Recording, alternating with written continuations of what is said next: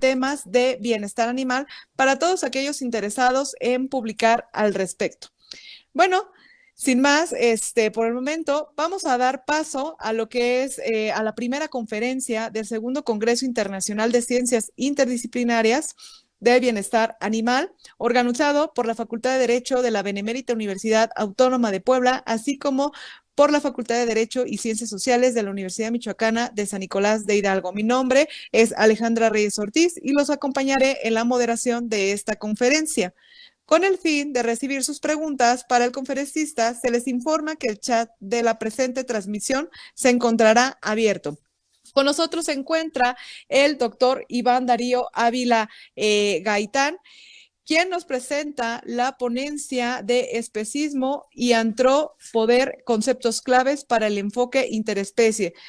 Antes de comenzar con su ponencia, me permitiré leer en breve su síntesis curricular.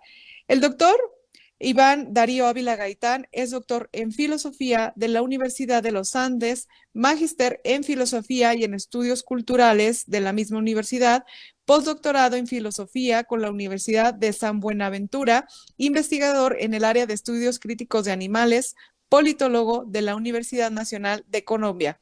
Entre sus publicaciones se encuentran los libros Glosarios de Resistencia Animalista, La Cuestión Animalista de compilación, Rebelión de la Granja, Biopolítica, Zootecnia y Domesticación, y desde la isla del Dr. Moreau al planeta de los simios, la dicotomía humano-animal como problema político.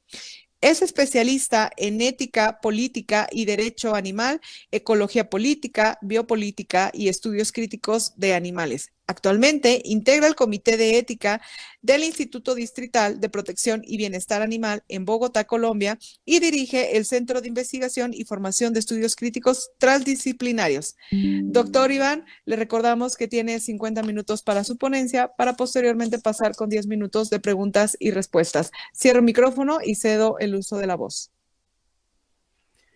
Bueno, muy buenos días. Primero que todo, muchas gracias a la doctora Alejandra Reyes, a la doctora Yuriana Enríquez y al maestro Hugo Cruz por la invitación a ser parte de este evento.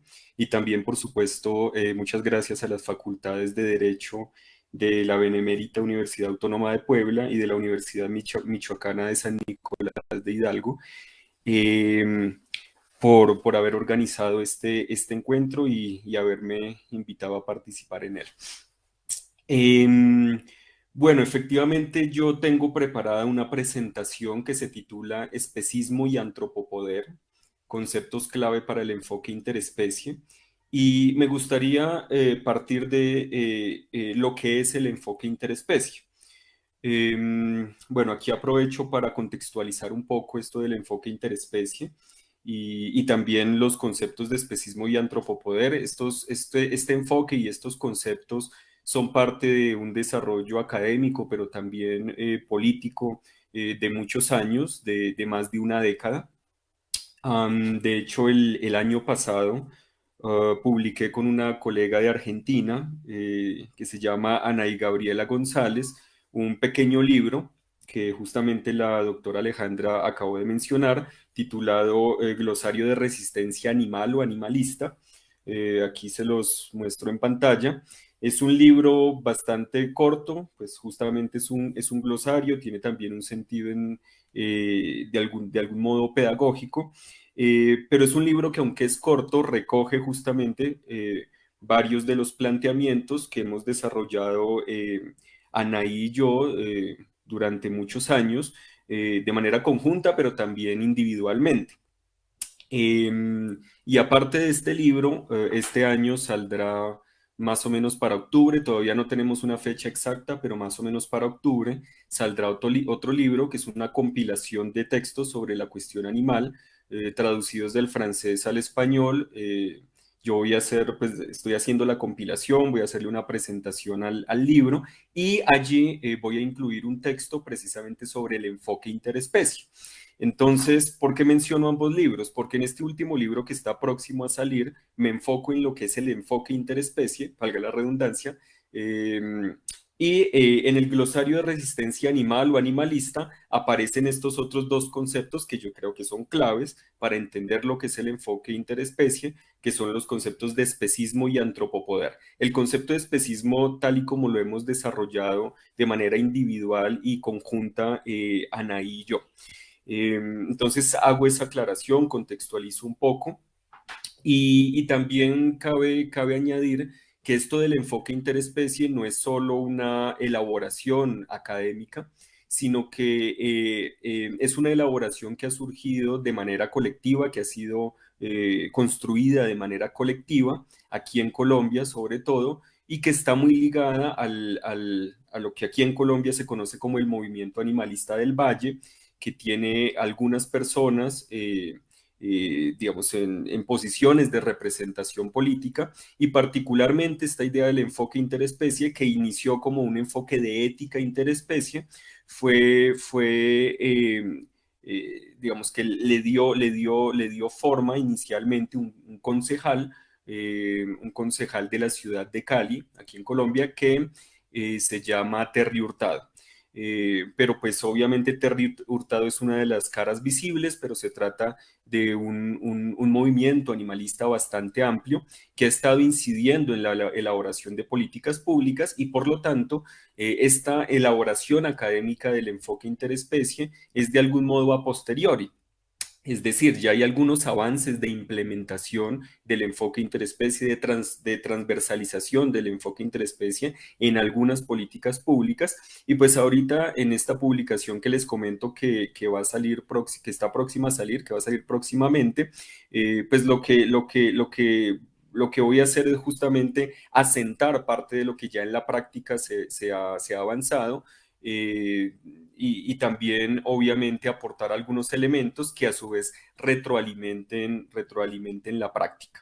Entonces, como ustedes se pueden dar cuenta, este es un trabajo que no es un trabajo meramente académico ni individual, sino que por el contrario es un trabajo profundamente práctico ligado a la praxis del movimiento animalista aquí en Colombia y en otras partes del mundo, y es un trabajo también eminentemente colectivo.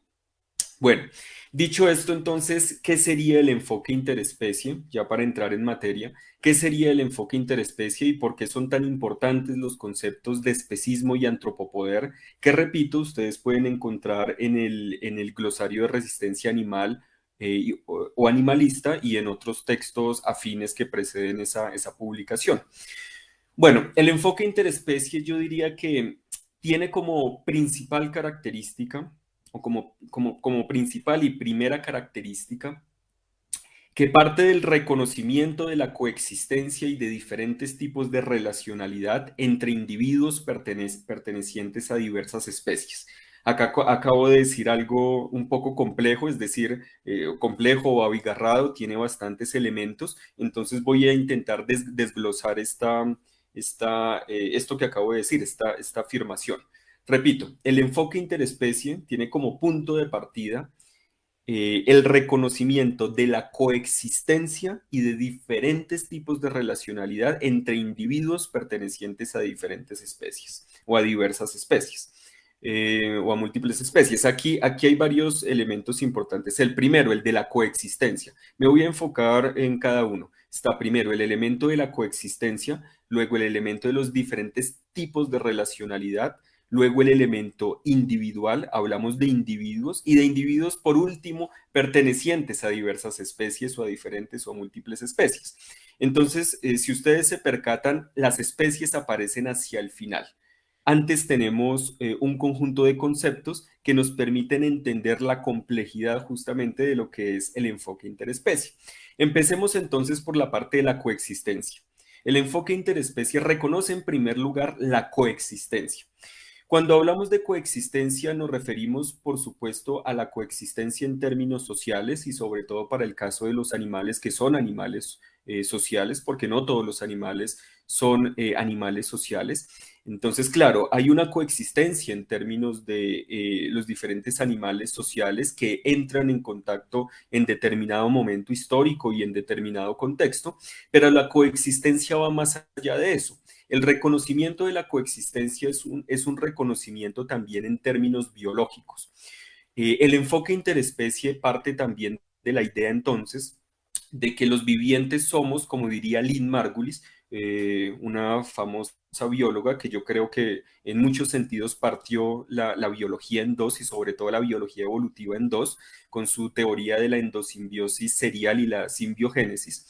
Entonces, el enfoque interespecie parte de que los diferentes vivientes, como diría esta bióloga Lynn Margulis, son o somos holobiontes. Son o somos holobiontes, es decir, cada viviente es un compuesto de vivientes que a su vez compone vivientes mayores.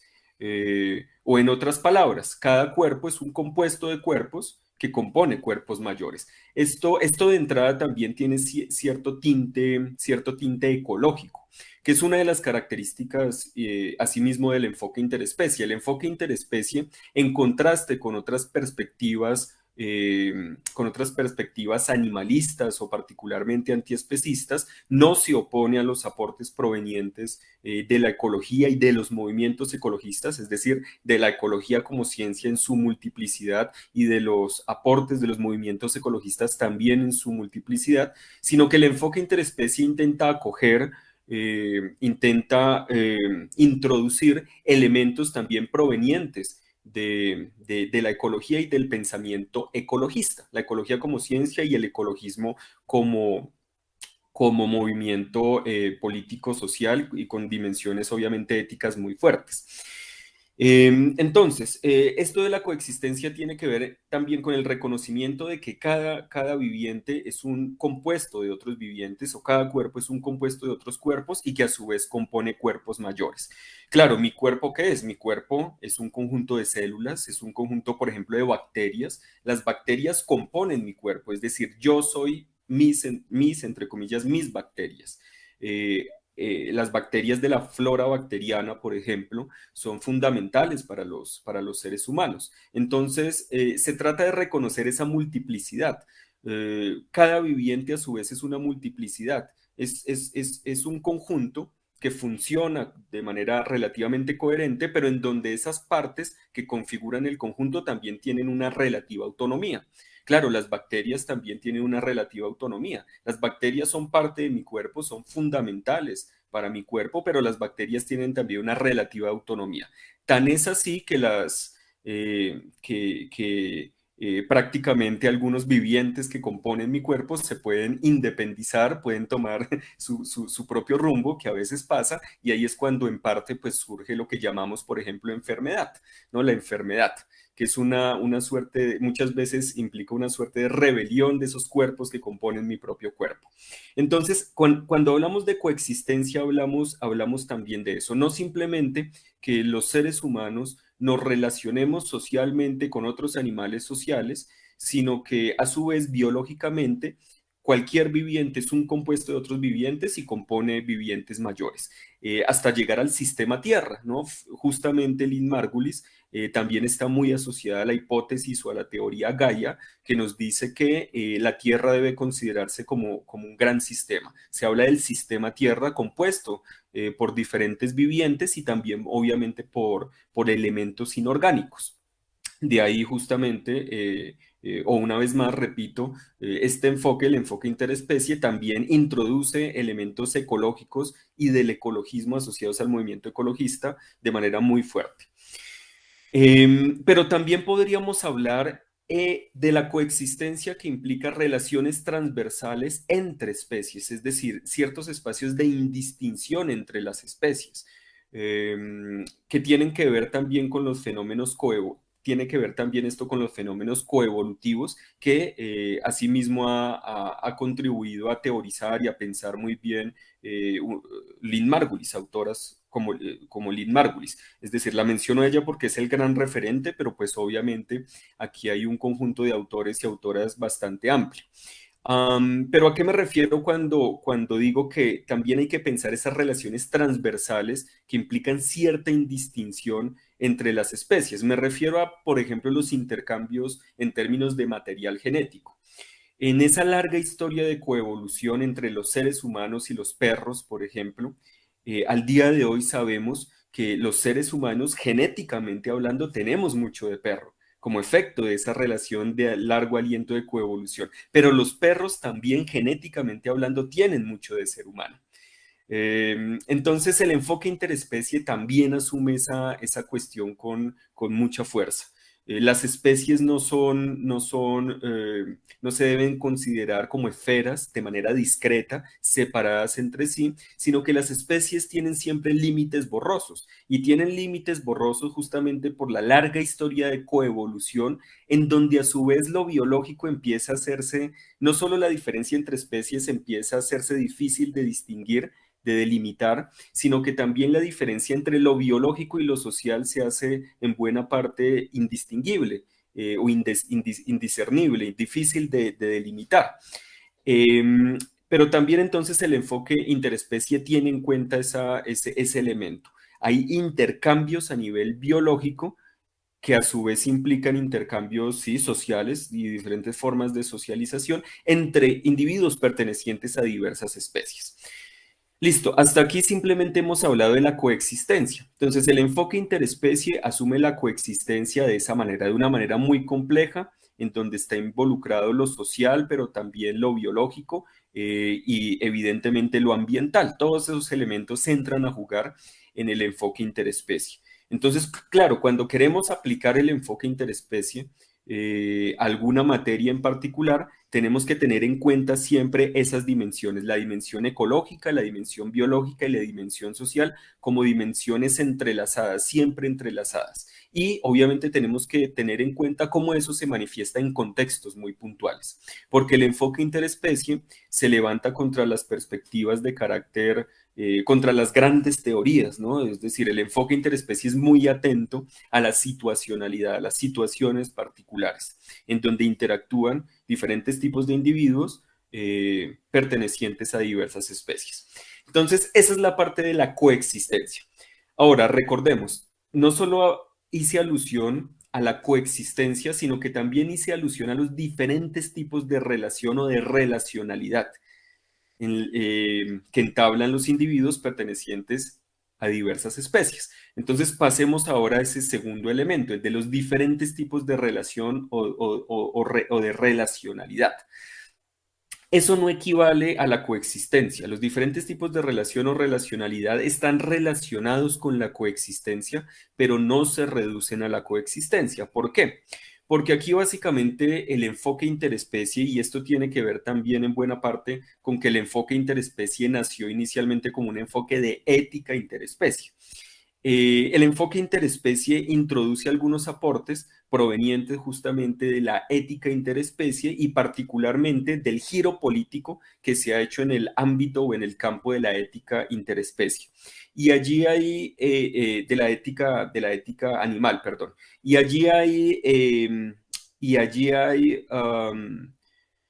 dos nombres que son fundamentales, que son fundamentales en ese giro político en el ámbito de la ética animal y que a su vez pues son fundamentales para el enfoque interespecie, que son los nombres de Sue Donaldson y Wilkim Lika. Al día de hoy son autores que ya se conocen bastante.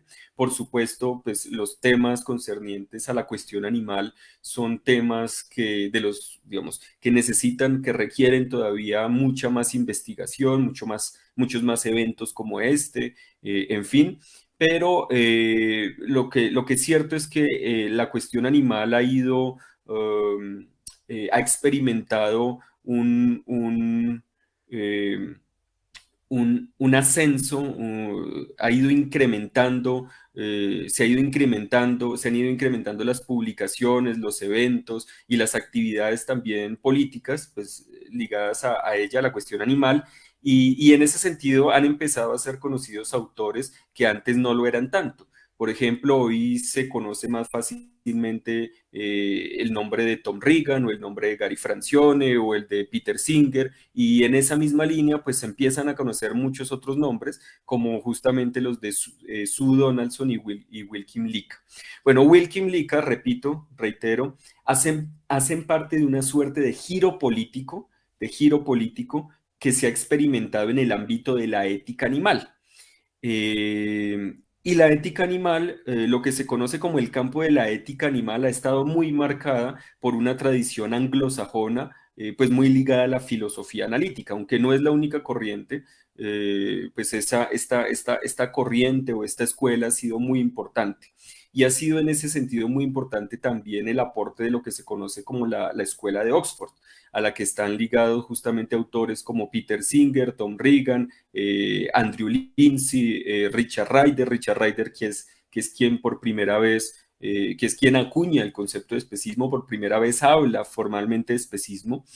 Entonces, bueno, en esa línea surgen estos autores y cada vez toman más fuerza y son más conocidos, que son Sue Donaldson y Will Kymlicka, y ellos han sido fundamentales para el enfoque interespecie, porque lo que plantean Donaldson y Kymlicka es que es posible hablar de diferentes tipos de relacionalidad entre los seres humanos y otros animales, entre los seres humanos y los demás animales, y que dependiendo de esos diferentes tipos de relación o de relacionalidad, se puede pensar políticamente qué hacer con no solo los animales no humanos, sino las interacciones, cómo gestionar esas interacciones, cómo gobernar, podríamos decir también, cómo relacionarnos políticamente con esas interacciones.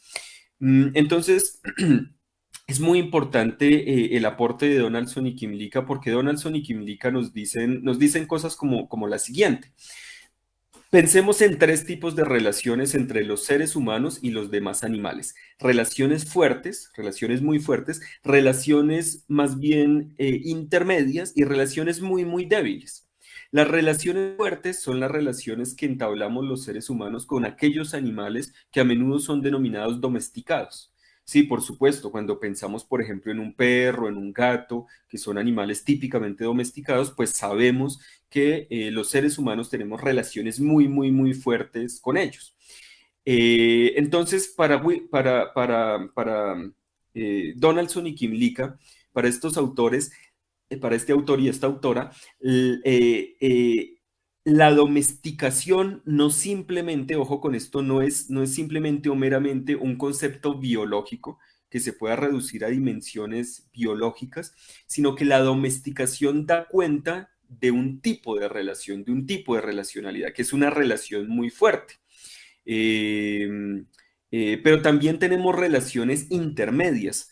Las relaciones intermedias que son relaciones que, por ejemplo, a menudo se sostienen con animales no humanos, como los ratones en las ciudades, o como, por ejemplo, también con las palomas. Este tipo de relaciones son relaciones intermedias. Claro, los seres humanos nos relacionamos con estos animales, pero no de un modo tan fuerte como nos relacionaríamos, por ejemplo, con un perro o con un gato. Eh, entonces, a ese tipo de relacionalidad intermedia, o más bien a los animales que están involucrados en ese tipo de relacionalidad, que tiene una fuerza más bien intermedia, a esos animales Donaldson y Kymlicka los llaman liminales, que más tradicionalmente además se los ha denominado como sinantrópicos. Se habla muchas veces de la fauna sinantrópica, pero bueno, son estos mismos animales limítrofes o liminales, con los que tenemos una relación no tan fuerte como con los habitualmente llamados domesticados. Pero por último estarían los animales silvestres o salvajes. Esos animales son los animales con los que tenemos una relación muy débil. Por supuesto, tenemos algún tipo de relación porque eventualmente hay contacto entre los seres humanos y los animales llamados salvajes. Y bueno, en términos ecosistémicos, siempre hay contacto entre entre los diferentes individuos pertenecientes a diferentes especies, sin importar si son domesticados, sinantrópicos o liminales o limítrofes o salvajes o también llamados silvestres. ¿Por qué? Porque pensemos, por ejemplo, en que el impacto de carácter antropogénico que tiene el impacto del deterioro de la capa de ozono, que es de carácter antropogénico, es decir, que es en donde sus causas son fundamentalmente humanas, pues eso tiene consecuencias sobre los animales llamados salvajes. Pensemos, por ejemplo, en las consecuencias también sobre los insectos, que es algo de lo cual casi no se habla. Hoy se dice que estamos a portas de la sexta extinción masiva, después de la que acabó con los dinosaurios, esta vez obviamente asociada una extinción masiva de especies, tanto animales como vegetales, ¿no? Pero dentro de los animales también cuentan los insectos. Y esta vez causada pues por factores antropogénicos, por factores fundamentalmente humanos y además ligados a cierta historia industrial, capitalista, a las actividades de determinados seres humanos antes que de otros, etcétera, etcétera. Esas actividades que son actividades que no pueden involucrar, no necesariamente, perdón, involucran una relación inmediata entre los seres humanos y otros animales, pueden tener a la postre implicaciones sobre animales muy distantes, animales que consideramos silvestres o salvajes. Hay ahí entonces una relación, por supuesto, pero es una relación muy débil. Si la comparamos con la relación que tenemos con los animales sinantrópicos o llamados también liminales o limítrofes, y esa es una relación mucho más distante, obviamente, si la comparamos con la relación que tenemos con los animales llamados domesticados. Entonces, cuando hablamos de diferentes tipos de relacionalidad, nos estamos refiriendo por lo menos a esos tres tipos de relacionalidad. Ahora, ojo con esto, no es que primero tengamos que tematizar qué animales son los domesticados, los sinantrópicos o liminales o limítrofes, y los salvajes o silvestres, y luego pasemos a pensar las relaciones. No, el movimiento es inverso. El movimiento es inverso. Primero nos fijamos, nos enfocamos en el tipo de relacionalidad, y el tipo de relacionalidad es el que arroja si tal o cual animal es un animal domesticado, liminal o salvaje. ¿Y por qué hago esta aclaración? Porque un mismo animal, un mismo tipo de animal, dependiendo de la relación en la que se encuentre, puede ser las tres cosas. Puede ser o domesticado o liminal o salvaje. Pensemos, por ejemplo, en un ratón. Pensemos en un ratón. Un ratón puede estar en las tres posiciones y a menudo encontramos en diferentes contextos ratones que están en las tres posiciones, dependiendo del tipo de relación. Hay personas que, por ejemplo, conviven en sus casas con ratones. Eh, los ratones muchas veces son considerados parte de la familia por algunas personas. Son considerados animales compañeros de los cuales por lo tanto reciben cierto cuidado muy parecido al que reciben, por ejemplo, los gatos y los perros. Estos ratones serían considerados entonces desde el enfoque interespecie que recoge una buena parte de los aportes de Donaldson y Kimlicka. Esos ratones en esa relación serían considerados como animales domesticados. Pero los ratones también pueden ser el típico ratón, como se le suele llamar el ratón de alcantarilla, ¿no? El ratón que uno ve aquí y allá de repente en la ciudad. Y en ese caso, pues el ratón ya no podría ser considerado como un animal domesticado, sino más bien como un animal sinantrópico, liminal o limítrofe. ¿Pero por qué? Porque la relación cambia. Pero también hay ratones silvestres, también están los ratones silvestres. Entonces, no es que partamos de una taxonomía dada de diferentes tipos de especies y cuáles son domesticadas, sinantrópicas y silvestres, sino que el movimiento es inverso. Partimos del tipo de relación y es el tipo de relación el que arroja si estamos hablando de un animal domesticado, liminal o sinantrópico o limítrofe, o por último de un animal silvestre o salvaje.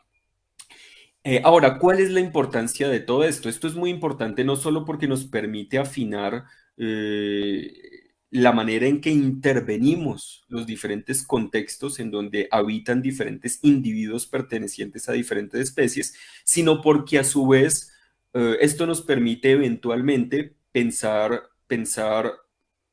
nuestra relación eminentemente política con esos diferentes animales. Por ejemplo, Donaldson y Kimlicka han dicho que para los animales domesticados debería haber un progresivo reconocimiento de ciudadanía. Es decir, los animales domesticados hacen parte de un mismo cuerpo, no solo un cuerpo biológico, como acabo de apuntar a propósito del tema de la coexistencia, sino que hacen parte los animales domesticados por su tipo de relación, de relacionalidad, hacen parte de facto de un mismo cuerpo político. Y si hacen parte de un cuerpo político, entonces sus intereses deberían empezar a ser tenidos en cuenta, deberían empezar a ser representados, deberíamos empezar a percibir la manera en que se manifiestan estos animales y asimismo empezar a reorganizar nuestras ciudades, pero también los contextos rurales, en fin.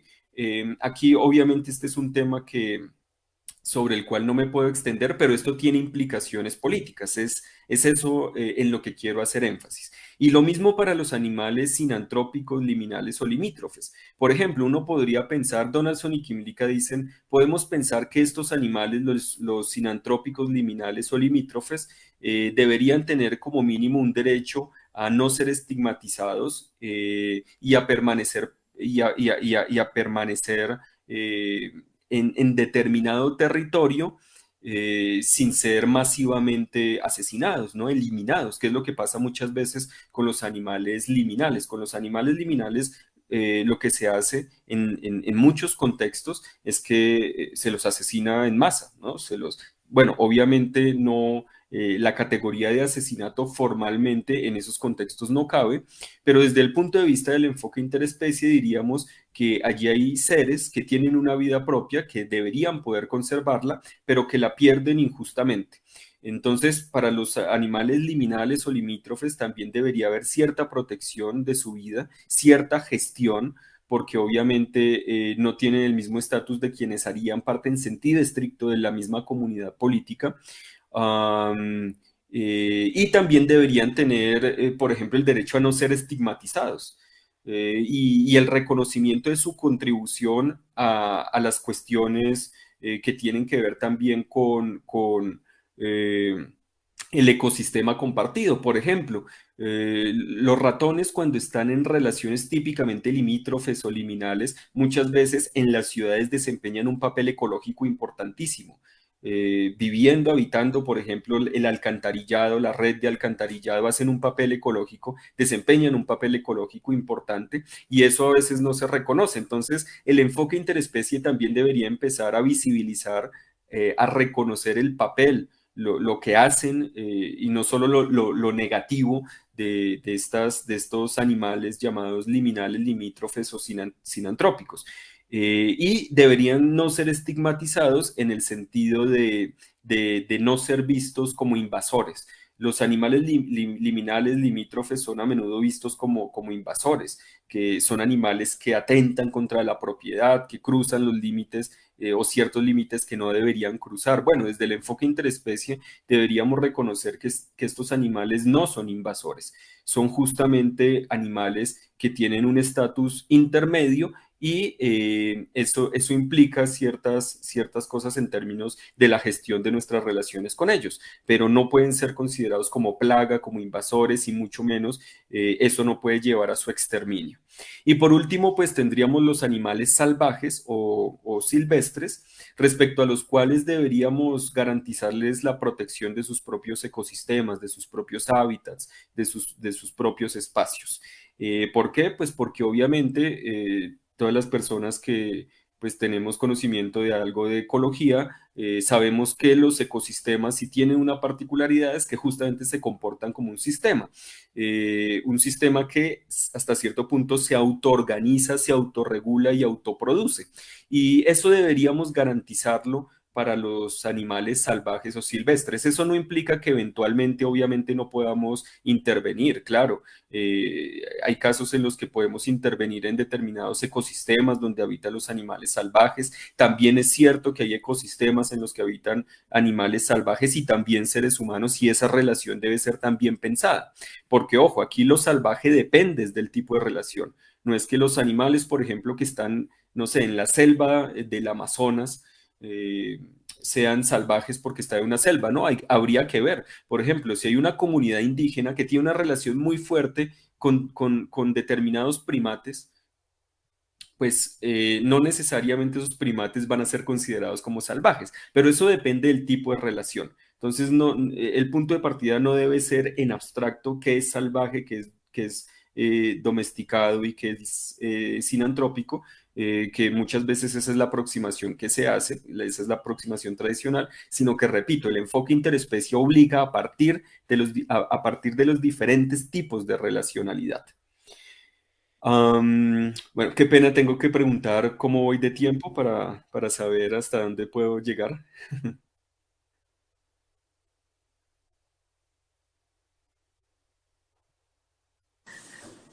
5 minutos, doctor.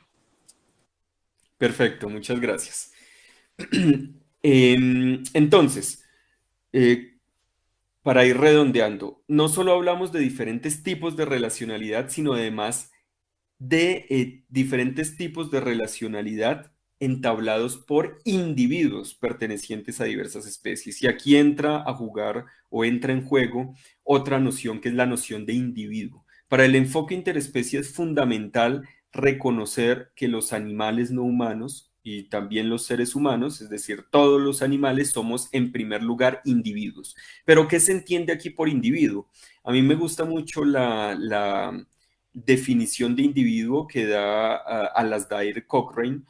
Alasdair Cochrane es un teórico político británico y también más bien un filósofo político eh, eh, británico que nos dice que ha pensado muy bien la cuestión animal y que nos dice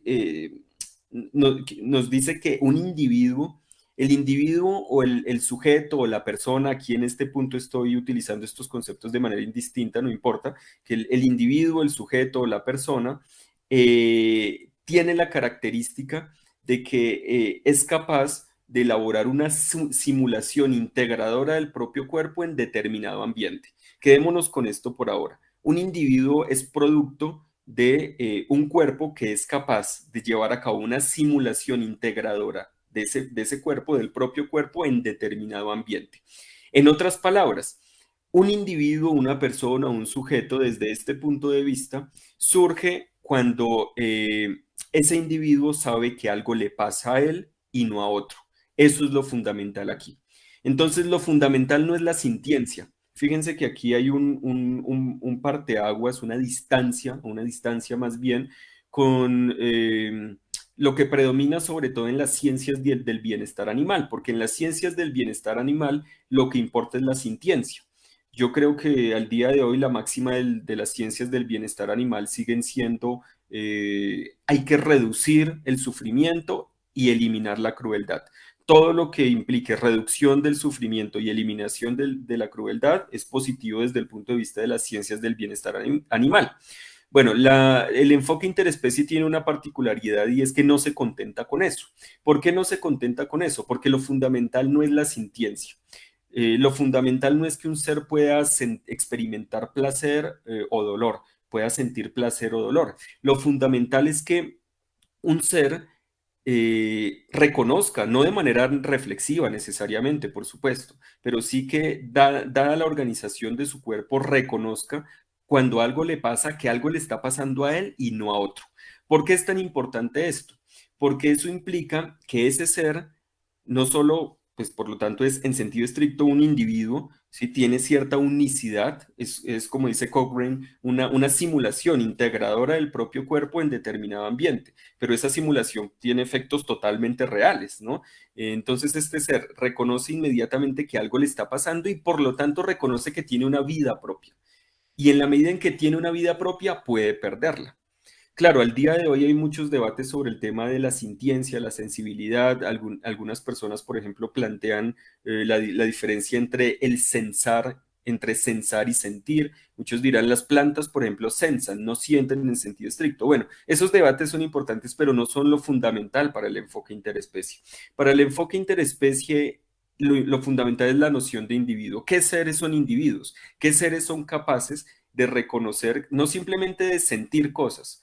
No simplemente experimentar ni siquiera placer o dolor, sino qué seres son capaces de reconocer que algo les pasa a ellos y no a otro. Y no estoy hablando, repito una vez más, de un reconocimiento de carácter reflexivo, sino inmediato, inmanente. ¿Por qué? Porque sus cuerpos son capaces de elaborar esta simulación integradora del propio cuerpo en determinado ambiente o en determinado ecosistema, contexto en general.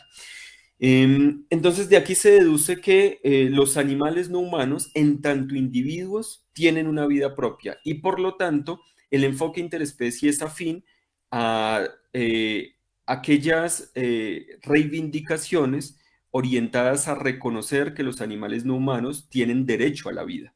Y no solo derecho a la vida, sino derecho a no ser tratados como meros objetos, recursos o bienes. Eh, eso es fundamental para el enfoque interespecie. Y con esto ya voy cerrando, paso a los otros dos conceptos, el concepto de especismo y el de antropopoder. Y aquí paso entonces muy rápido. El enfoque interespecie está asociado a un nuevo campo de estudios, que es el campo de los estudios críticos animales. Obviamente no solo está asociado a ese campo, pero ese campo es fundamental.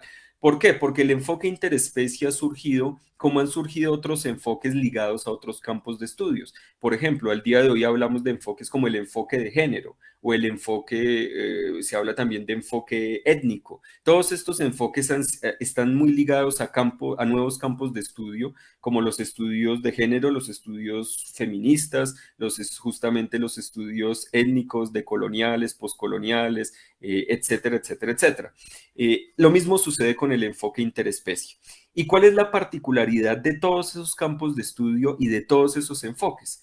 Que son enfoques y campos de estudio que están abiertamente politizados. Y por abiertamente politizados me refiero a que están hechos no solo para conocer la realidad, sino para intervenir, para transformar la realidad.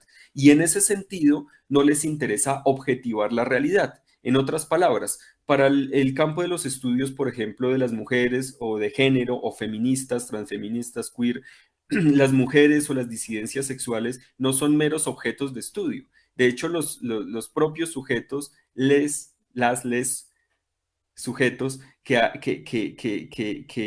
son fundamentales para estos enfoques y estos campos, a su vez son los que emprenden los estudios y las acciones de intervención muchas veces. Y eso es fundamental también para el enfoque interespecie. El enfoque interespecie no es un enfoque sobre animales. Por eso los estudios críticos animales son estudios críticos animales y no sobre animales, que es toda una discusión que hemos tenido desde hace ya más de 10 años.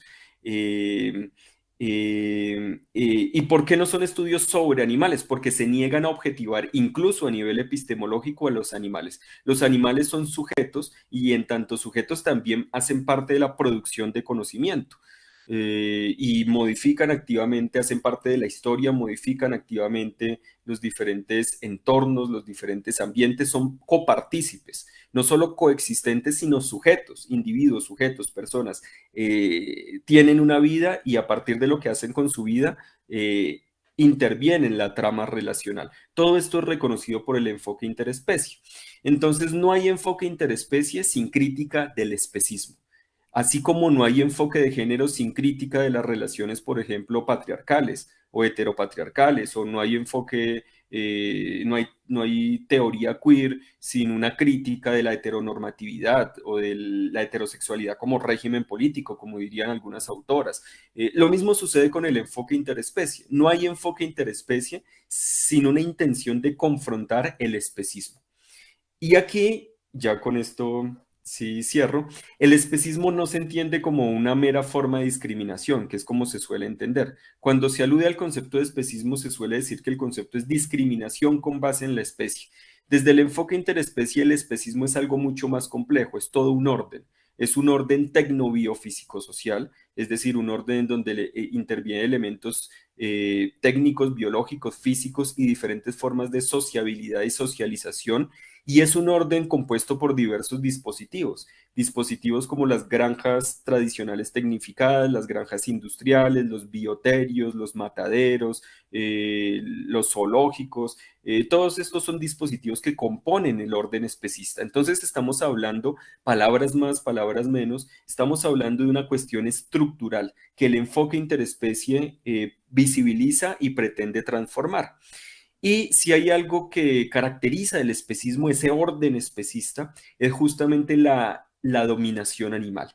Y la dominación animal a su vez conlleva la reducción sistemática de los animales no humanos a meros recursos, propiedades, objetos o bienes.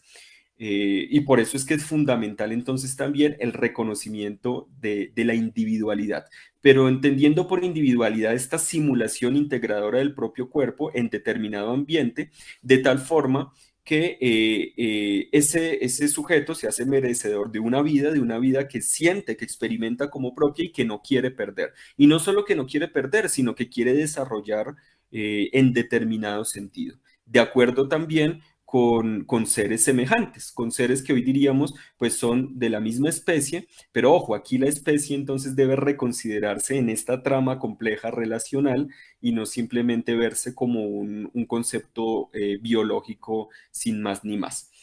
¿Y qué sería entonces, por último, el antropopoder? Pues el antropopoder sería ese tipo de poder que ejercemos los seres humanos, no por ser seres humanos.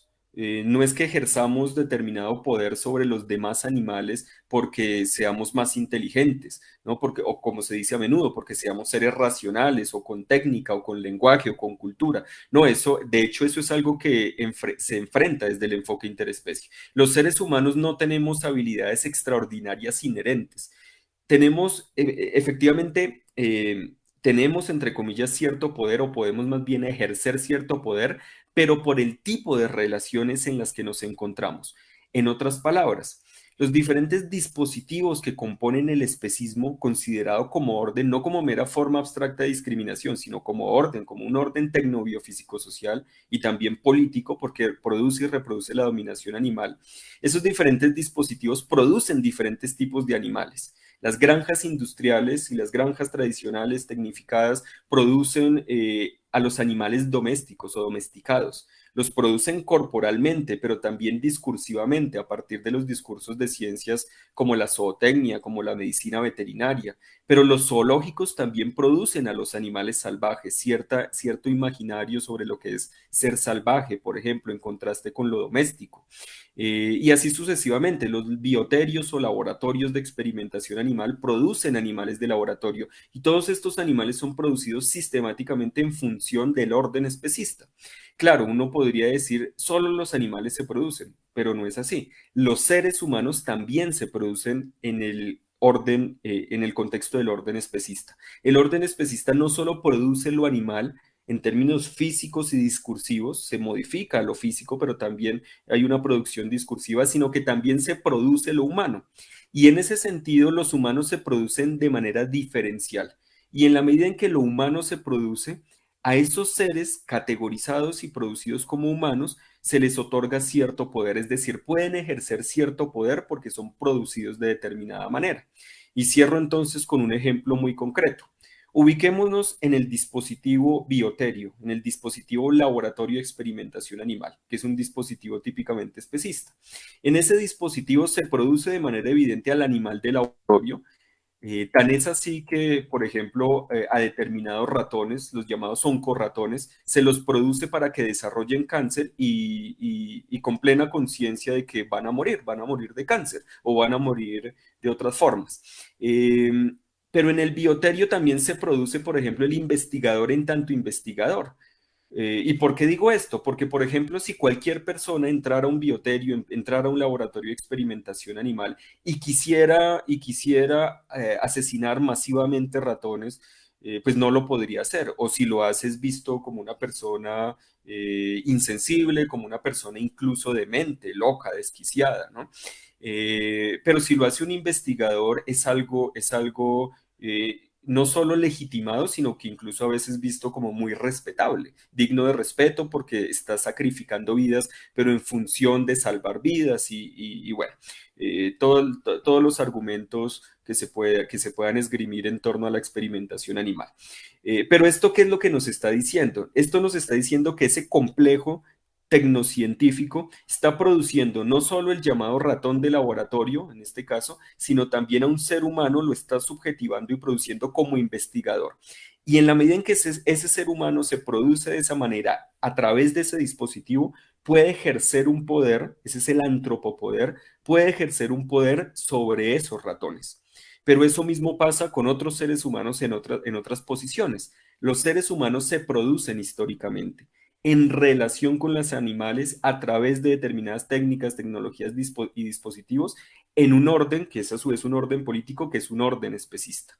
El enfoque interespecie tiene en cuenta todo ese contexto, porque de nada nos sirve reconocer la coexistencia y los diferentes tipos de relacionalidad entre diferentes individuos pertenecientes a diferentes especies si no reconocemos que a su vez esos individuos existen hoy en día en un contexto de dominación, que es el contexto especista, que yo a menudo digo que involucra por lo menos tres cosas: explotación, reducción sistemática de los animales no humanos a objetos o recursos de los cuales se puede extraer algún tipo de beneficio económico, pero también de otro tipo. Involucra también subordinación, una comprensión jerárquica de lo humano y lo animal, lo humano como superior y lo animal como inferior, y sujeción también.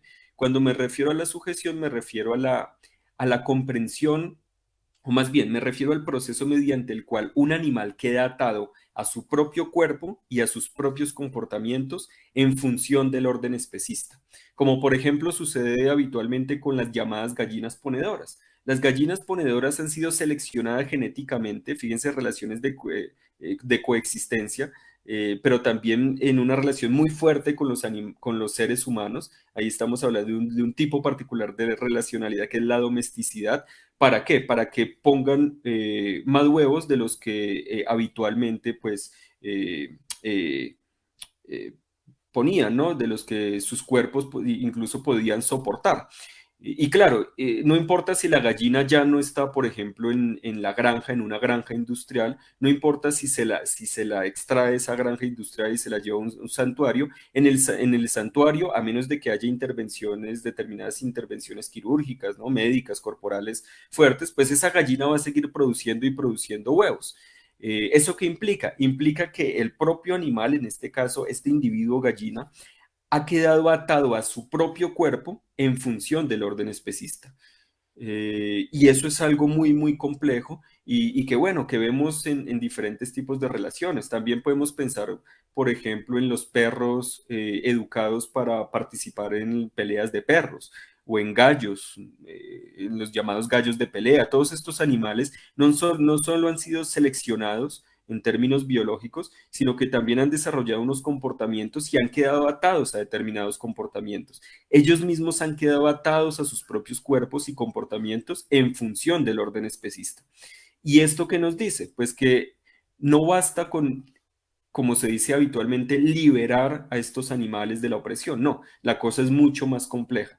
Se trata también de una modificación corporal y conductual de largo aliento, la que involucra la transformación del orden especista, si queremos transformarlo, y esa sensibilidad y esa óptica tan fina para ver ese tipo de cosas es lo que en buena parte nos puede proporcionar también el enfoque interespecie. Bueno, podría decir más cosas, pero pues con esto ya creo haber presentado un panorama general sobre qué es el enfoque interespecie y por qué son tan importantes para él conceptos como el concepto de especismo y el concepto de antropopoder. Muchísimas gracias por su atención. Muchas gracias, doctor. Muy interesante su ponencia. Creo que nos amplió un poquito más, sobre todo para aquellos que comienzan a investigar este tema. Doctor, tenemos por ahí algunas preguntas. Sin embargo, en atención al horario que se tiene para la sesión, se van a realizar solamente un determinado número de preguntas. La primera pregunta que nos hacen llegar es, ¿qué pasa con los ratones usados para laboratorios o para la investigación desde su perspectiva?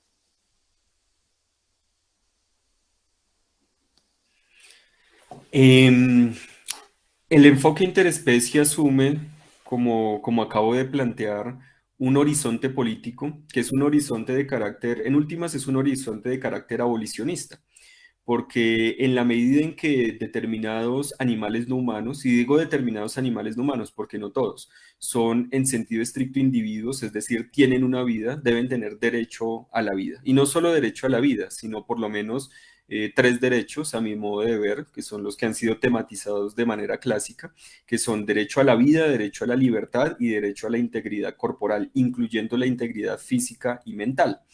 Entonces, en la medida en que el horizonte es un horizonte abolicionista, pues la apuesta es por abolir la experimentación animal, todo tipo de experimentación animal con individuos, ¿no? Eso no quiere decir que, por ejemplo, los animales, los demás animales, los animales no humanos no puedan ser copartícipes en la producción de conocimiento. Sí, pero eso no debe poder, eso no debería implicar que pierdan su vida y mucho menos que experimenten vulneraciones a su integridad corporal, que es tanto a su integridad corporal, que es tanto física como mental. Entonces, el horizonte desde el enfoque interespecie es un horizonte abolicionista, de abolición del estatus de cosa, recurso, propiedad de todo animal no humano, y eso incluye, pues, a los llamados animales de laboratorio.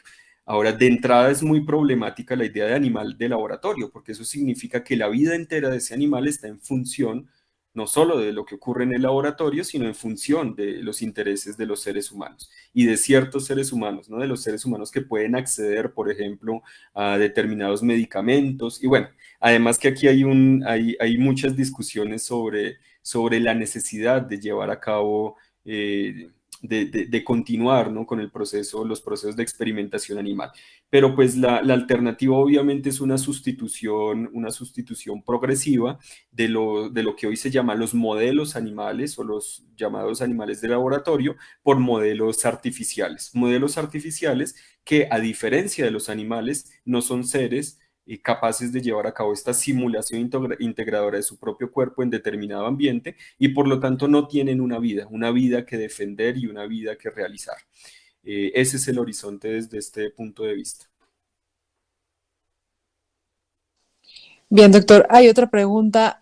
¿Cómo se regularían a las empresas que venden productos para eliminar a especies débiles considerándolas como plagas? Normalmente lo que ocurre con la idea de plaga, eh, bueno, voy a plantearlo de otro modo. Desde el enfoque interespecie debería de desaparecer la idea de plaga, ¿no? La idea de plaga no tiene mucho sentido desde el enfoque interespecie porque justamente empezaríamos a hablar más bien de animales liminales o limítrofes, como planteé a lo largo de la conferencia. Y en ese sentido, estos animales, por su tipo de relacionalidad, pues tienen un derecho fundamental para ellos, de acuerdo con su tipo de relacionalidad, que es el derecho a no ser estigmatizados, porque cualquier existencia limítrofe es fácilmente estigmatizada en la medida en que atenta contra lo propio, la propiedad. Y eso ha ocurrido históricamente ya con los seres humanos, es decir, es lo que ocurre, por ejemplo, con las personas migrantes, con los seres humanos migrantes. A los migrantes se los estigmatiza porque se supone atentan contra lo propio y la propiedad. Pero lo que habría que preguntarse en primer lugar es cuáles son las causas, en primer lugar, de que, por ejemplo, masivamente tengamos que experimentar la presencia de determinados animales en determinados contextos en los que antes no los veíamos, en los que antes no estaban. ¿Sí? A menudo eso se explica por deterioro, por procesos de deterioro ambiental o ecosistémico o socioecológico. Cuando determinados animales se empiezan a convertir visiblemente en lo que a menudo se denomina plaga, es porque hay alteraciones en términos ecosistémicos, porque las relaciones ecosistémicas han sido fuertemente impactadas. Entonces, el enfoque interespecie en primer lugar se preguntaría por eso, ¿cuáles son las relaciones de coexistencia y los diferentes tipos de relacionalidad también? En términos tanto ecosistémicos como sociales, entre individuos pertenecientes a diferentes especies, ¿no? Si partimos por ahí, si partimos de ahí, del problema ecológico, del problema ambiental y de la complejidad de ese problema, es muy probable que se explique porque una llamada plaga aparece. Pero a su vez, una vez que aparece la llamada plaga, pues su gestión debería ser una gestión que no involucre la pérdida masiva de vidas animales, sino todo lo contrario. Debería entonces pensarse en cómo reorganizar las relaciones en términos ecosistémicos y los diferentes tipos de relacionalidad, y evitando siempre a todas luces estigmatizar a estos animales, porque además estos animales con el paso del tiempo pueden integrarse de manera relativa a las diferentes comunidades interespecie y cumplir además roles fundamentales, roles importantísimos. Entonces, desde el enfoque interespecie, eso es lo que se pensaría, pero obviamente todas estas preguntas habría que resolverlas de manera localizada, que como dije hace un momento, pues es uno también de las características del enfoque interespecie. No es un enfoque que sienta afinidad con la abstracción, sino todo lo contrario. Cada problema requiere una solución concreta, dependiendo de los tipos concretos de relación. Pero a grandes rasgos es lo que podría decir. Gracias, doctor. Una última pregunta. ¿Cuál es el principal postulado u objetivo del enfoque interespecie? Yo creería que el objetivo político es el de abolir justamente la dominación animal. Y por dominación animal, como dije hace un momento, entiendo todo un estado de dominación, que es el orden especista con sus diferentes dispositivos que producen tanto lo humano como lo animal, pero también entiendo relaciones concretas que son relaciones de explotación, sujeción y subordinación. Ese es el objetivo en términos políticos. Sin embargo, eso se podría plantear así si uno lo entiende de manera más bien reactiva o negativa.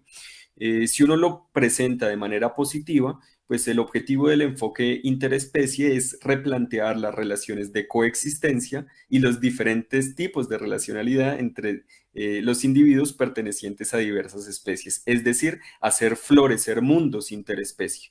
Y hacer florecer mundos interespecie que sean capaces de superar las situaciones de subordinación, sujeción y explotación animal. Animal incluyendo a los seres humanos, ¿no? Porque obviamente si se confrontan todas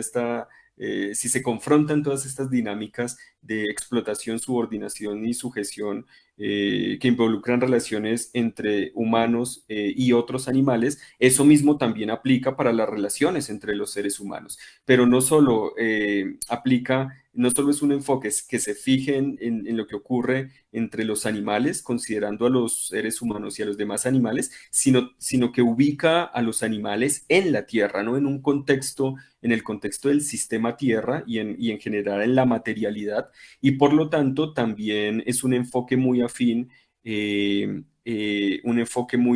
a muchas de las reivindicaciones y denuncias y también apuestas positivas del movimiento ecologista o ambientalista. Tiene diferentes denominaciones también según los diferentes contextos. Y por eso en últimas hay quienes plantean que pues el enfoque interespecie es un enfoque, y yo lo creo así, indisociable de otros enfoques, del enfoque de género, del enfoque étnico, pero también de enfoques que se preocupan sobre todo por visibilizar las cuestiones ecosistémicas y ambientales. Se debe trabajar entonces de la mano siempre con diversas disciplinas, campos de estudio, la producción intelectual de los propios movimientos sociales, organizaciones y personas no académicas, y debemos también intentar visibilizar a los no humanos como partícipes, no solo de las como copartícipes no solo de las comunidades políticas de los procesos históricos y sociales, sino también como productores activos de conocimiento, que sobre eso pues también podría decir varias cosas, pero el objetivo entonces en últimas del enfoque interespecie es el de hacer florecer comunidades interespecie, respetando también ciertos equilibrios ecosistémicos, que son equilibrios siempre relativos y que no niegan la dinamicidad de la historia, sino todo lo contrario, son equilibrios que se van reconstituyendo en la medida en que las relaciones se van modificando y la historia biosocial va avanzando. El florecimiento de las comunidades interespecie es también entonces el objetivo puesto de manera positiva de este enfoque. Bien, muchas gracias, doctor. Bueno, pues con esto damos por concluida su ponencia. En este momento, Geu, por favor, si me puedes apoyar, nos permitimos hacer entrega de la constancia, la cual me voy a permitir leer. La Benemérita Universidad Autónoma de Puebla, a través de la Facultad de Derecho, otorgan la presente constancia al doctor Iván Darío Ávila Gaitán por impartir la ponencia Especismo y Antropoder, conceptos claves para el enfoque interespecie durante el segundo Congreso Internacional de Ciencias Interdisciplinarias para la Protección y el Bienestar Animal, el 28 de agosto de 2023. Pensar bien para vivir mejor. Puebla de Zaragoza, 28 de agosto del 2023, firma la maestra Georgina Tenorio Martínez, directora de la Facultad de Derecho de la Benemérita Universidad Autónoma de Puebla, y el doctor Sergio Carmelo Domínguez Mota, director de la Facultad de Derecho y Ciencias Sociales de la Universidad Michoacana de San Nicolás de Hidalgo. Muchísimas gracias, doctor, por su ponencia, muy enriquecedora.